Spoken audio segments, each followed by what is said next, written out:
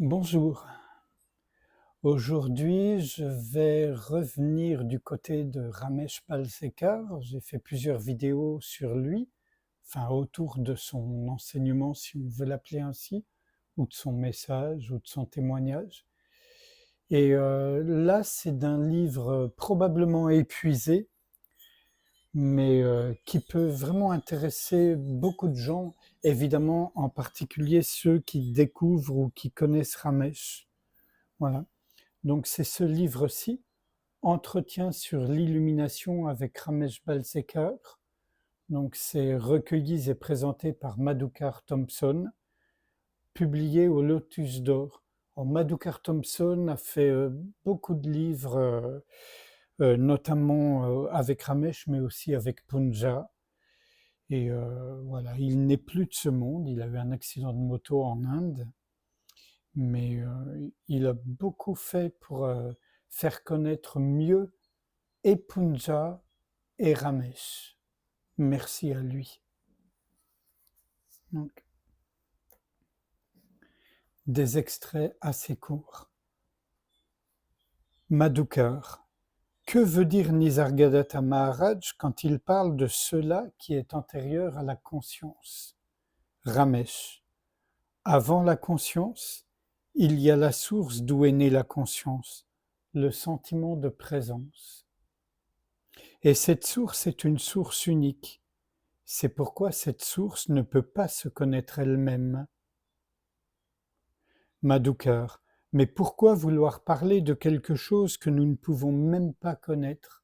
Ramesh. Nous ne faisons que conceptualiser au sujet de cette source. Nous ne pouvons qu'utiliser le mental ratiocinant.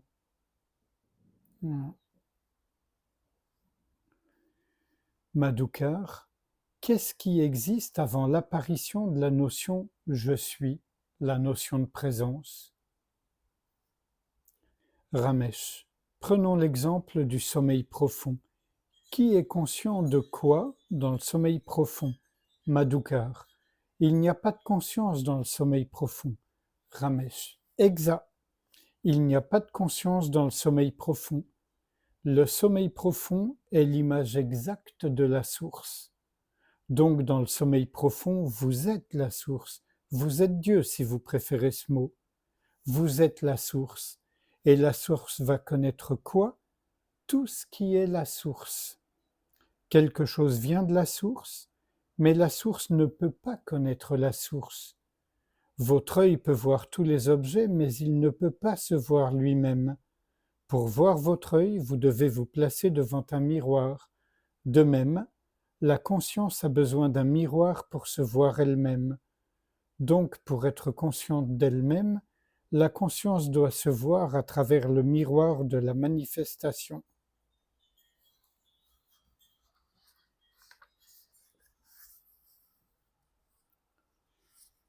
Madhukar. Tout ce qui survient, survient de toute façon, peu importe que ce soit la volonté de tel ou tel. Ramesh. Vous seul décidez que telle chose vous rend heureux et telle autre malheureux. Quand la compréhension est survenue, plaisir et douleur sont tous deux acceptés. Acceptation signifie que vous ne désirez pas changer quoi que ce soit. Tant que l'on est identifié, on désire que le plaisir demeure à jamais et que la douleur disparaisse à jamais. Les soucis peuvent se manifester également chez le sage, mais un tempérament inquiet ou insouciant fait partie de la programmation de l'organisme corps mental. On peut dire qu'un organisme corps mental identifié ayant un tempérament insouciant a de la chance par rapport à quelqu'un d'angoissé. Mais sa chance est programmée. Tant que l'organisme corps mental existe, l'anxiété programmée continuera, même chez un sage, et il aura la peur du lendemain. Il est impossible de se débarrasser de cette anxiété. Mais une fois que l'on comprend que tout ce qui survient va de nouveau changer, alors à ce moment l'inquiétude est tranchée par la compréhension. La vie signifie davantage de souffrance que de bonheur, mais les deux font partie de la vie.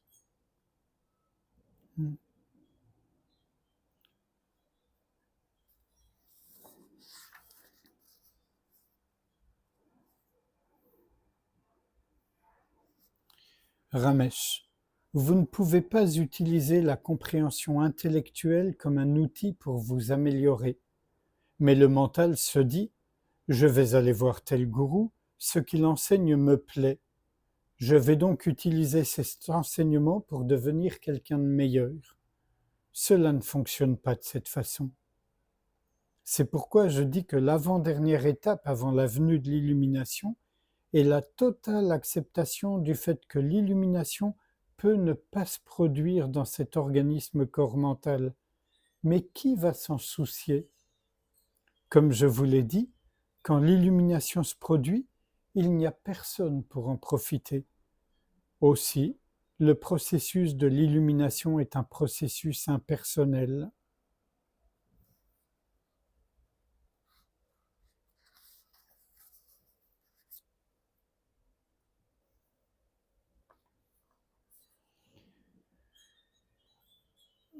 Bruce, notre recherche de l'illumination n'est-elle pas celle de notre identification? C'est une sorte de contradiction. Ramesh, c'est juste. C'est pourquoi l'investigation antérieure n'est destinée qu'aux chercheurs débutants. À mesure que la recherche progresse, il n'y a plus besoin de la question « Qui suis-je » Il y a un stade où vous demeurez simplement assis tranquillement et observez votre inspiration et votre expiration. Peut-être aimeriez-vous essayer cette méditation. Observez votre inspiration et votre expiration, Soham. Le son produit par le so de l'inspiration est comme ceci. Ramesh fait une démonstration en inspirant et en expirant. Et le son de l'expiration sera Aham. Quand vous aurez pratiqué cette méditation pendant un certain temps, il vous sera possible de rester assis tranquillement en observant que l'expiration. Il n'y aura plus besoin d'observer le so parce que l'inspiration se produira d'elle-même. Vous devez seulement observer le souffle sortir et vous centrer sur le Aham. Et ce Aham est le je dont parle Ramana Maharshi. Mais n'oubliez pas, on ne peut parler du je que de manière conceptuelle.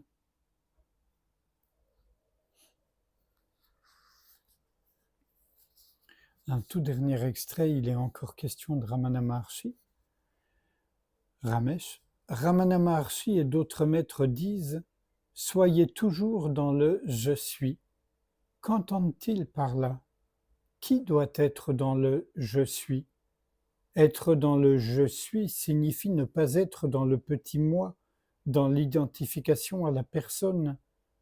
Comment demeurer continuellement dans le « je suis » dans la vie quotidienne? On ne peut pas rester assis en méditation 24 heures sur 24. Être dans le « je suis » veut dire, en effet, être sans identification. Et être sans identification signifie observer de manière neutre tout ce qui se produit sans juger ni comparer. C'est la nature de l'esprit de penser, de s'interroger, et c'est aussi la nature de l'esprit de bondir de tous côtés. On ne peut pas empêcher le singe de faire des cabrioles. Si on ne lui prête pas attention, il est probable qu'il se calmera tout seul. Toujours Ramesh, le dernier, la différence entre la méditation d'un individu qui médite, un méditant, et la vraie méditation est très simple. Dans la méditation volontaire, il y a un moi qui médite avec un certain objectif. La vraie méditation se produit quand le corps et l'esprit sont détendus et calmes, et il n'y a pas besoin de faire quoi que ce soit d'autre.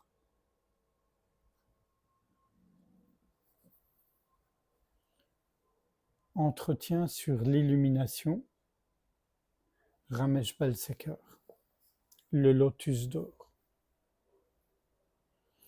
Il y aurait beaucoup à dire, mais je ne veux pas commenter, donner des interprétations. Donc je vous propose que sans réfléchir à ce qui a été lu, on se donne un moment de silence, sans rien faire, sans rien chercher, sans lutter pour ou contre quoi que ce soit, juste être ouverture.